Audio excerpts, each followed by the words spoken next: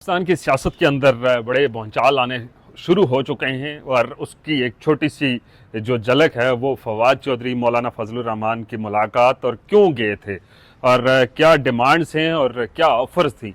हैदर शिराजी हमारे साथ मौजूद हैं। हैदर, क्या ऐसी डिमांड्स थी जो लेकर फवाद चौधरी गए और किसने भेजा उनको? देखिए, फवाद चौधरी ने मौलाना फजलुर रहमान से गुज़श्ता माह मुलाकात की और ये मुलाकात एक ऐसे वक्त में हुई जिस वक्त PTI की क़यादत ने इमरान ख़ान को जाकर कहा कि अगर फवाद चौधरी PTI का हिस्सा दोबारा बनते हैं तो हम सब इस्तीफ़ा देकर पार्टी छोड़कर चले जाएंगे। अच्छा, ये पाकिस्तान तहरीक इंसाफ के लोगों ने कहा है, रहनुमाओं ने बानी PTI को कहा कि अगर फवाद चौधरी कबूल हो जाता है तो फिर कुर्बानी देने वाले जो लोग जो मुश्किल में थे उनका क्या होगा। अब ये बानी को तो कहा गया, लेकिन फवाद चौधरी की मौलाना से मुलाकात के हवाले से हमारे ज़राए बहुत दिलचस्प तफसीलात बता रहे हैं कि जब मौलाना फजलुर रहमान असद कैसर के घर इशाइये पर गए तो उसके बाद उन्होंने वहाँ फ़ैसला किया था कि 2 रोज़ा कॉन्फ्रेंस होनी है। 2 रोज़ा कॉन्फ्रेंस तो हो गई। अब अपोजिशन इत्तेहाद कोई मिनिमम एक एजेंडा तैयार कर रहा है जिसमें कंसेंसस डेवलप हो जाए। फवाद चौधरी इस दौरान मौलाना फजलुर रहमान के पास पहुँचे। फवाद चौधरी मौलाना फजलुर रहमान के पास गए और चीफ इलेक्शन कमिश्नर की तैनाती के हवाले से कुछ बातें की हैं। अब क्या बातें की वो इस हवाले से हमारे ज़राए बता रहे हैं कि उन्होंने अहमद नवाज़ सुखेरा समेत दीगर अफराद का नाम लिया कि चीफ इलेक्शन कमिश्नर के लिए इन अफराद को लाया जाए। अच्छा, यहाँ पे इंटरप्ट करूँगा कि फवाद चौधरी किसी का पैगाम लेकर वहाँ पे गए हैं। अब देखें, ये बहुत अहम है कि आप चेक करें कि PTI की मरकज़ी क़यादत में किस के साथ इनकी रिश्तेदारियाँ हैं, तो आपको वो लिंक्स इस्टेब्लिश होते नज़र आ जाएंगे। एक और आपको बात बताऊं कि इससे हटकर हमने अडयाला में भी देखा कि पार्टी के रहनुमाओं को अडयाला जेल मुलाकात की इजाज़त नहीं दी जा रही थी।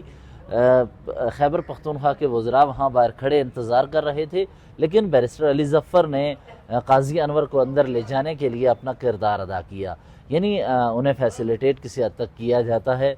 तो इस तरह यहाँ पर बाज़ लोग फैसिलिटेट होते हैं, बाज़ लोगों के लिए रास्ते जल्दी खुल जाते हैं, बाज़ के लिए मुश्किलात होती हैं। और अब फवाद चौधरी का जो ज़िक्र हो रहा है, फवाद चौधरी ने अब जाकर मुलाकात की और इसका ज़िक्र किया है। इसके साथ ही मौलाना फजलुर रहमान जो हैं इस सब में वो एक पुराने सियासतदान हैं, वो ले दे जानते हैं कि कहाँ किस जगह क्या बात करनी है और कौन सा पत्ता बाहर निकालना कहाँ खेलना है, कब खेलना है। इस दौरान हमने देखा कि जो इस्लामाबाद में 2 रोज़ा कॉन्फ्रेंस थी, कामरान मुर्तज़ा मौलाना फजलुर रहमान के तकरीबी साथी समझे जाते हैं, उन्होंने जाकर PTI पर तनकीद शुरू कर दी 26वीं आईनी को तरमीम को लेकर और कहा कि पार्टी का मौक़िफ़ तो गफ़ूर हैदरी दे रहे हैं, मैं अपना ज़ाती मौक़िफ़ दूँगा। लेकिन ये बात बड़ी दिलचस्प थी। वो इसलिए दिलचस्प थी क्योंकि उन्होंने तनकीद का निशाना बनाना शुरू कर दिया। हमारे ज़रा ये बता रहे हैं कि कामरान मुर्तज़ा वहाँ पर बार की गेम खेल रहे थे, हालांकि उन्हें अपोजिशन इत्तेहाद की कॉन्फ्रेंस में हर जमात को एक रहनुमा को मौका देना था, लेकिन अपोजिशन में JUI फेक को स्पेस देने के लिए कहा गया कि इनको एक और शख्स अगर तकरीर के लिए वक्त मांग रहा है या उन्हें वक्त दिया जाए तो ठीक है, ताकि स्पेस से एक दूसरे को समझने में और अंडरस्टैंडिंग का मौका मिलेगा। लेकिन कामरान मुर्तज़ा ने उस वक्त वो पत्ता खेला और उस वक्त PTI पर तनकीद शुरू कर दी। बदले में हमने देखा कि बैरिस्टर गौहर ने उनका जवाब दिया और तगड़ा जवाब दिया। लेकिन सवाल ये है कि कामरान मुर्तज़ा ये क्यों कर रहे हैं। हमारे ज़रा ये बता रहे हैं कि कामरान मुर्तज़ा के दिल में बड़ी ख्वाहिश है, वो दावा कर रहे हैं कि जुडिशल कमीशन का मेंबर अपोजिशन में से उनका नाम होना चाहिए। और उन्होंने मौलाना फजलुर रहमान में को सरगोशी में भी कई दफ़ा ये बात की।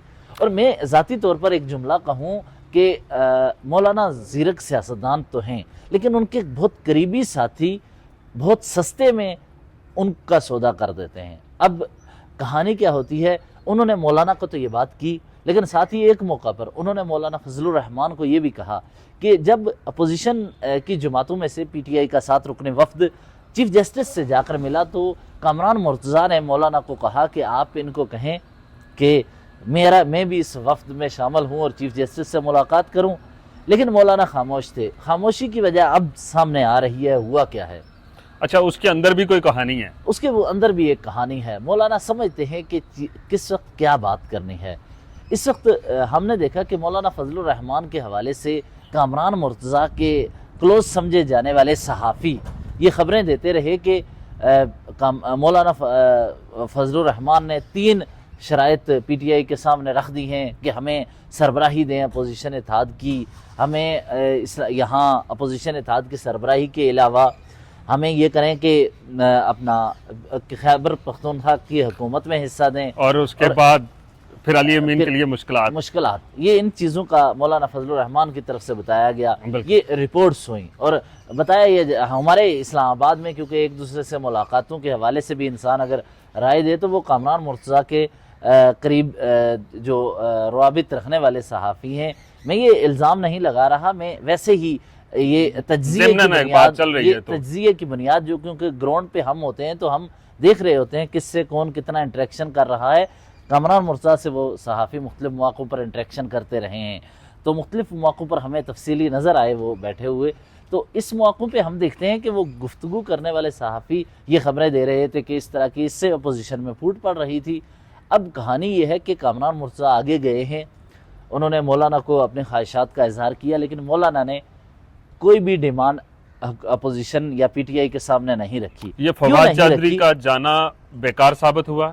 وہ ایک الگ کہانی ہے لیکن مولانا نے کیوں نہیں یہ ڈیمانڈز اپنی طرف سے یہ چیزیں اپنے دیگر جماعتوں کے سامنے رکھیں؟ کیونکہ آج جو سوالات اٹھ رہے ہیں اس اپوزیشن اتحاد کو لے کر کہ مولانا فضل الرحمان نے مطالبات بڑے کر دیے، یہ بعد میں پی ٹی آئی کے رہنما خود کہتے کہ ہاں یہ باتیں مولانا نے مانی ہیں، انہوں نے مانا ہے کہ ہمیں جوڈیشل کمیشن ممبر دے دو، ہمیں اپوزیشن میں یہ عہدے دے دو، ہمیں خیبر پختونخوا حکومت میں حصہ دے دو. اب مولانا زیرک سیاستدان ہیں، وہ سمجھتے ہیں کہ اگر وہ یہ مطالبات کو کامران مرتضیٰ نے جو ان کو کہے یا ہمارے ذرائع بتا رہے ہیں ان کی تصدیق کے لیے کامران مرتضیٰ حاضر ہیں، وہ ہمیں رابطہ کر کے بتا بھی سکتے ہیں کیا تفصیلات ہیں، لیکن مولانا نے یہ سمجھا کہ سیاسی طور پر اس کا نقصان ہوگا. چھوٹی چیزیں لینے سے کیا ہوگا کہ سوال اٹھے گا، پی ٹی آئی کے رہنما کہیں گے کہ کہیں لالچ کی کہانی ہے، یہ آئین کی سربلندی کے لیے جو دعوے کیے جا رہے ہیں یہ نہیں ہے تحفظ آئین. اس لیے کامران مرتضیٰ نے یہ سکور سیٹ کیا.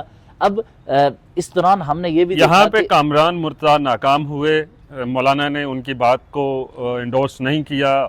اس کی وجہ سے کیا کامران مرتضیٰ جو ہیں وہ جو کانفرنس تھی اس کے بعد جو ایک تقریر جو تنقیدی تقریر تھی ان کی، کیا یہ اسی وجہ سے تھی کہ ان کو عہدے کے حوالے سے جو ان کی خواہشات تھی وہ کہیں پوری نہیں ہو رہی تھیں اور وہ بار پولیٹکس کو لے کر آگے. اب آگے بڑھتے ہیں. اس وقت ہمیں یہ نظر آ رہا ہے کہ مولانا فضل الرحمان اپنی سیاسی کیریئر کی سیکنڈ لاسٹ یا لاسٹ اننگز ایسے موقع پر کھیل رہے ہیں جہاں وہ چاہتے ہیں کہ اپنے بچوں کے لیے اور مستقبل کے لیے کچھ ایسے نقوش چھوڑ جائیں جس کی وجہ سے کیا ہو کہ آنے والا یہ جنریشن زی جو ہے یہ سمجھے کہ آئین کے بالادستی کے لیے سیاسی قائدین نے بھی جنگ لڑی، ماضی میں جو ہوا اور ایک وہ لیگیسی ہے وہ چلتی رہے. تو یہ چیزیں رہی ہیں. اس دوران فواد چودھری جو نام لے کے آئے، اب میرے سورسز یہ بتا رہے ہیں کہ عمران خان کی جانب سے بھی کہا گیا ہے کہ کوئی نام میری طرف سے نہیں گیا ہے. اس وقت کوئی بھی فواد چودھری یا ان کے ساتھیوں کی جانب سے جو نام دیا جاتا ہے وہ میری طرف سے نہیں ہوگا.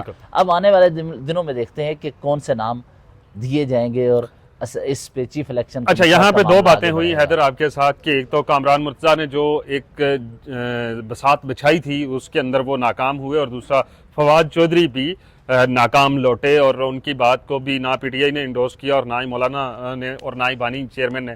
اس دوران 2 عمران خان اور مولانا فضل الرحمان پریویل کرتے نظر آ رہے ہیں. بہرحال ابھی کچھ کیونکہ رمضان بھی ہے اور رمضان میں ملاقاتوں کے سلسلے افطاریوں کی صورت میں ہوتے ہیں اور بہت ساری چیزیں سامنے آنا شروع ہو جائیں گی، کیونکہ روٹین میں اگر کسی کے ساتھ کوئی ملاقات ہوتی ہے تو صحافی یا دیگر جو لوگ ہیں وہ خبریں نکال لیتے ہیں، لیکن رمضان کے اندر جو افطاریوں کا سلسلہ ہوتا ہے خبریں ساری کی ساری وہیں سے نکلتی ہیں اور پھر وہ ڈیولپ ہو کے عید کے بعد سامنے آ جائیں گی. لیکن رمضان میں بہت ساری ایسی چیزیں ہونے جا رہی ہیں جن کا شاید پاکستان کی پولیٹکس کے اندر توقع نہیں کی جا سکتی.